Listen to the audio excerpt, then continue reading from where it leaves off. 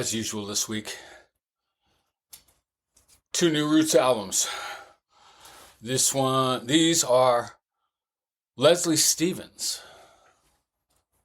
Her album, Leslie Stevens. Would you name a piece of vinyl Leslie Stevens? No. A set of MP3s Leslie Stevens? No. You name a child Leslie Stevens, though.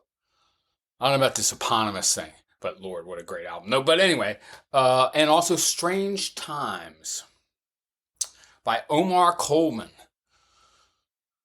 with Eddie Roberts. An excellent blues album from Chicago, as, you know, blues albums should be, I guess. The blues album should be from wherever you are, right? All right. Let's talk about these. These are really fine. Leslie Stevens.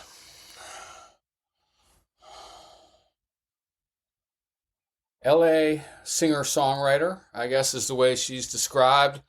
Maybe even a veteran. I'd never heard of her. This album is incredibly gorgeous. I don't know, I haven't heard an album I liked a lot better in quite a while. All right, at least in a certain mood, or any mood really, because she hits several notes. And what a lovely singer. She can do Stevie Nicks for sure. Do a little Chrissie Hynde too. And as a writer, she reminds me a little bit of Chrissie. I'm always sort of on the lookout for someone who does, because I friggin' love Chrissie Hynde so much for so long. I'll hit you with all the links or something to prove it. And I did sort of meet her one time. She slammed a door in my face. But okay. It wasn't my fault. So, Leslie Stevens, these songs are a little unusual. Like, they are not simple verse-chorus often. They're surprisingly subtle in their composition. And I don't know. Let's try a couple of examples here. This is the first cut on the album. Big Time Sucker. Big Time Sucker. I guess I wasn't thinking that person was going to do a song called Big Time Sucker. I'm gonna get you, sucker.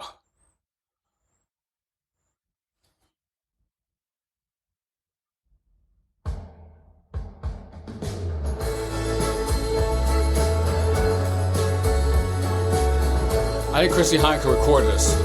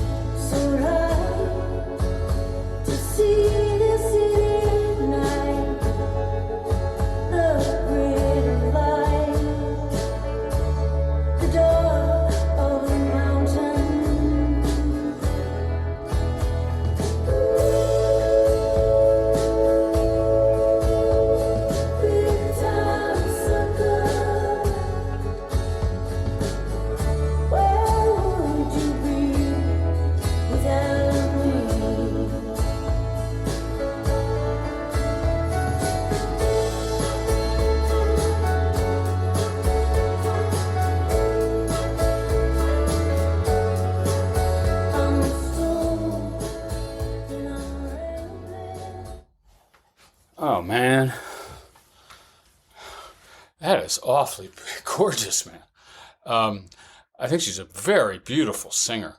And like I say, the compositions I find compelling. That has, old-time rock feel. She's eclectic across roots genres, I guess. Rock and roll, country, Americana, folk.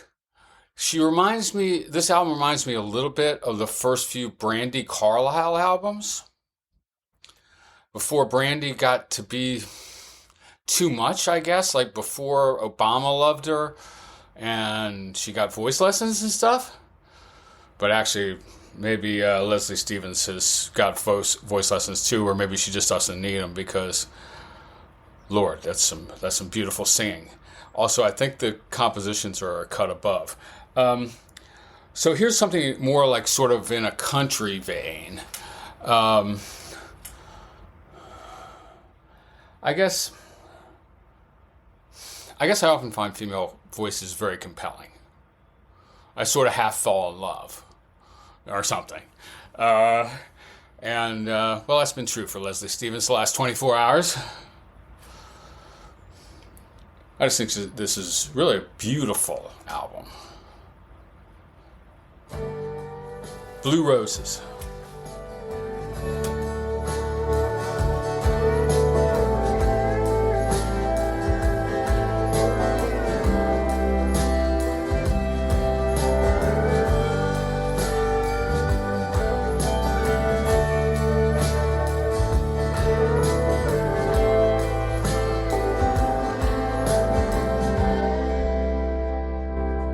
Look at all the pieces of my broken heart. Like the petals of a flower as it falls apart.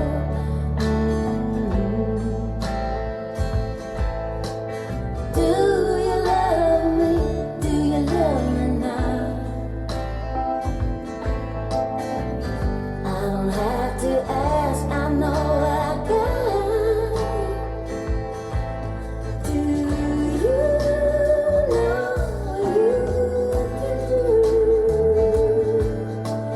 I'll give you everything I want to. Oh, yeah, from you, my blue roses, blue roses. Oh, I get from you, my blue roses. I'll take blue roses from you.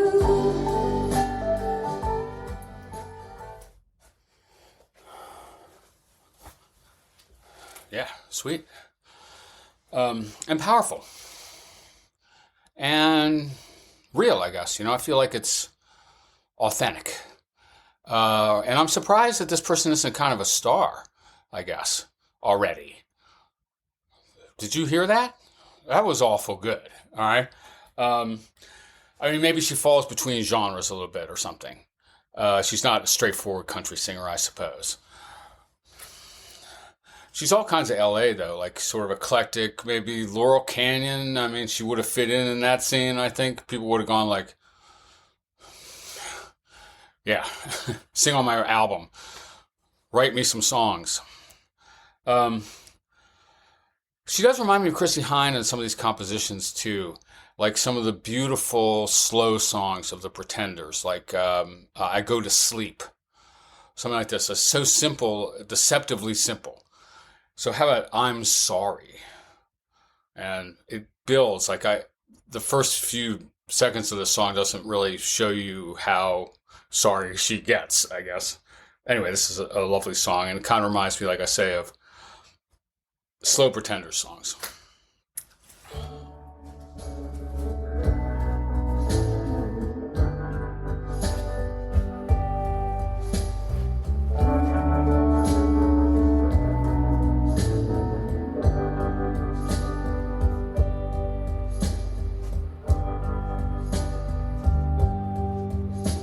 I'm sorry that I broke your heart.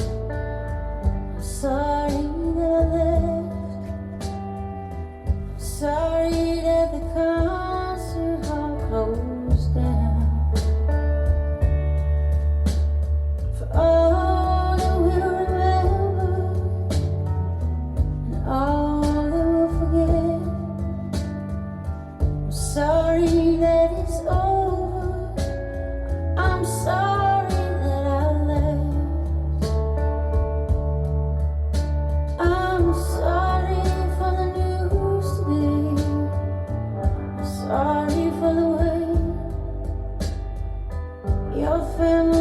never seem to keep the peace for the holiday.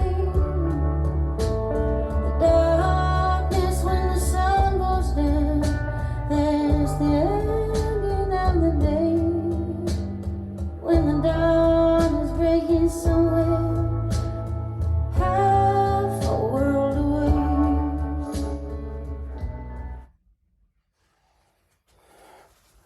Well, I think it's going to take more than 10 minutes to do justice to this one. Leslie Stephen by Leslie Stephen. Add it if you like that kind of thing at all. All right. All right, now let's talk about a blues album. Wait, I'm supposed to do a transition. This is going to be appropriate.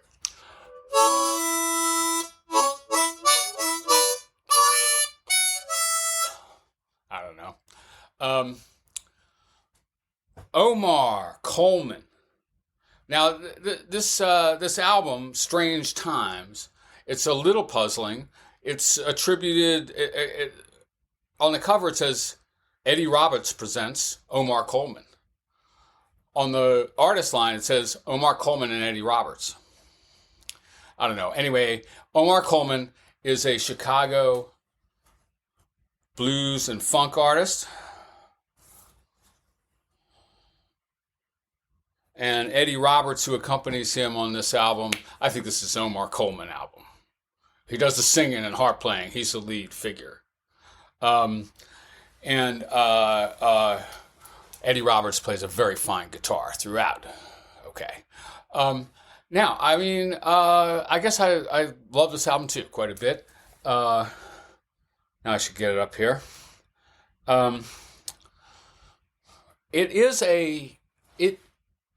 It reminds, there's an old-time blues band configuration.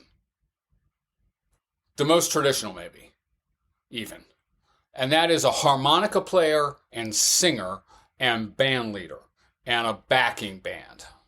All right. So that's the way Sonny Boy Williamson performed and recorded.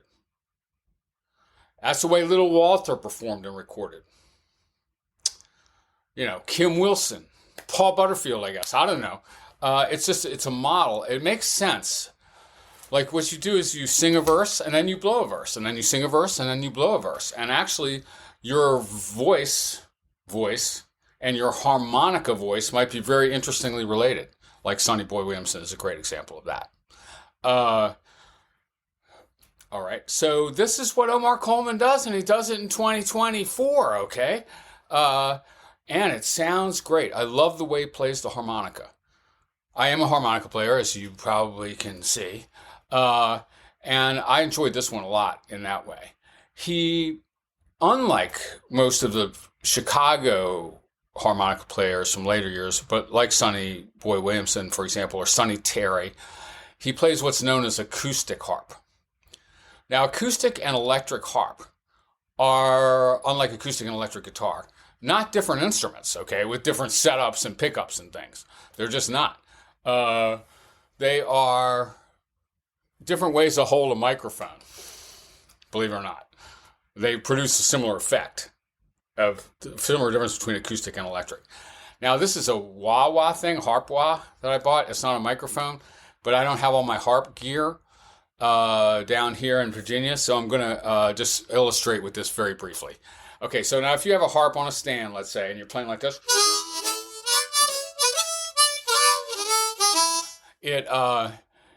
that's an acoustic harp. If you cup a mic, a bullet mic, like a Shure Green Bullet, up against your harmonica, that's the electric version. And that's how Little Walter played, for instance. And boy, it sounds completely different. It really does. Now, Omar Coleman plays basically acoustic, which surprises me, like with the distance between him and the microphone, but it makes it more kind of human sounding, a little more rural sounding, which contrasts nicely with the sophisticated soul funk horns and stuff we've got going on this wonderful album. All right.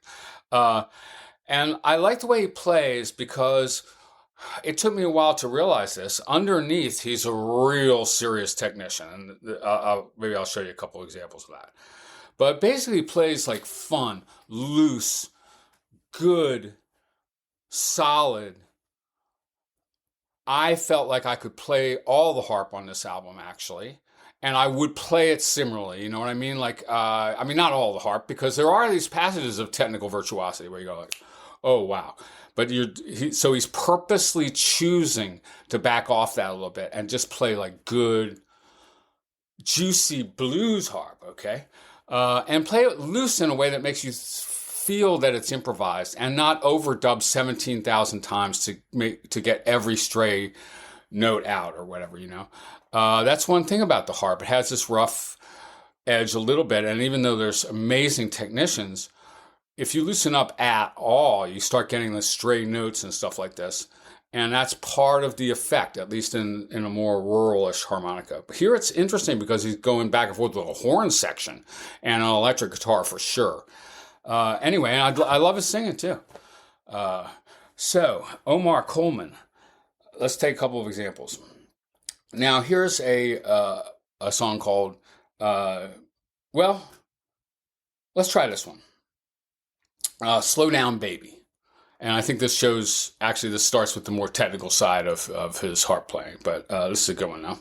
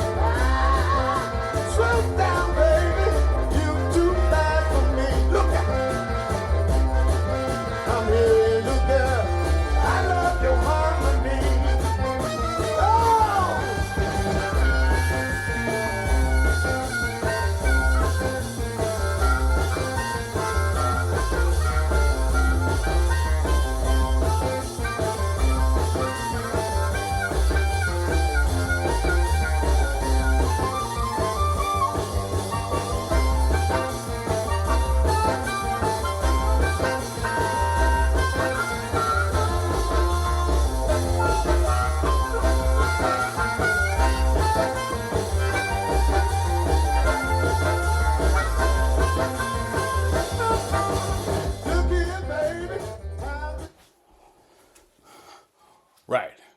I think that's the way a harmonica should sound. I think that's the way you should play a blues harp. It's perfect, man. Like that's the way I want my harmonica to sound, all right? On a good day, that's pretty much the way it does sound, although some of those runs were pretty complex. Yeah, I'm feeling it, Omar. Hell yes, all right? And also, I think like out at a bar on the west side of Chicago where he's from, I guess I haven't done that since the friggin' 80s. I think I saw Magic Slim and the Teardrops the last time I was in a Chicago bar watching the blues, and that was probably 89? All right, Magic Slim and the Teardrops. But if I get to Chicago, I guess I have a plan to, actually, next fall. I'm going to try to find Omar Coleman and his band and go out and see him at a bar.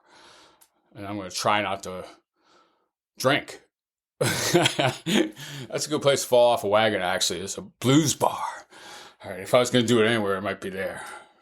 Just in an ecstasy of harmonica wailing. All right, let's try this one. Crazy About You by Omar Coleman and Eddie Roberts.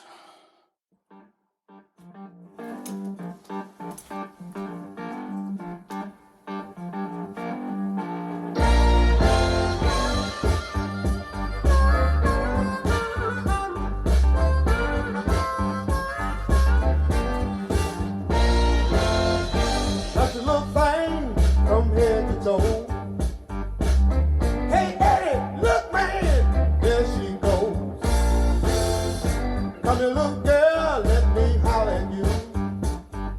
Whisper in your ear, tell you some things I won't do. I wanna gaze in your eyes, tell you how I feel. I wanna rub your pretty thighs, tell you that sexy girl. I was crazy about you until you went crazy on me. I was crazy about you, oh, until you went crazy on me. Yeah. Oh, oh, hey. Gotta find me someone who I can call my own. Gotta find me a woman, 'cause I'm tired of being alone. I guess one other harmonica band leader I should mention that this does remind me of to some extent is James Cotton, who I saw a number of times. And James had more of, I mean, he was a little later than, say, Sonny Boy and Little Walter or whatever, the next generation, or two generations after Sonny Boy, probably. And, you know, he had a lot more contemporary black music circa 70s on his records, you know, horn sections, Mac Guitar Murphy, more of a soul, and even funk elements in later Cotton. And this reminds me of James Cotton, and that pleases me. Right.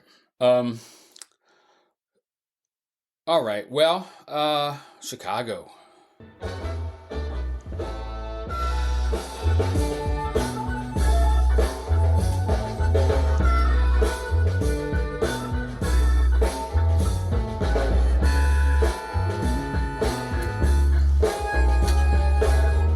He's good on tongue moves, octaves, and so on. Real good.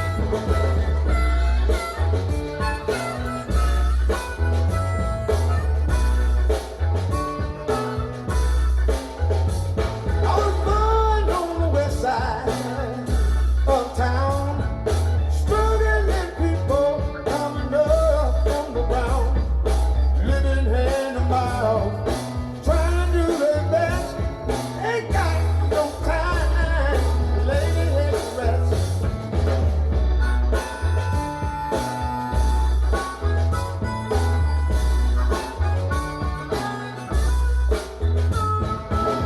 Working 3 jobs, trying to make their rent. After all that money has been spent, I've got tons of problems some don't understand. I'm sitting here looking to do the best I can. Chicago.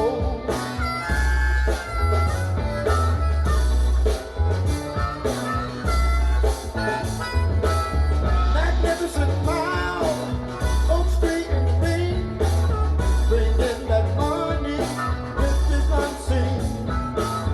It's the franchise, know that time's tough. One stimulus check, sure ain't enough. Chicago, hey, Chicago.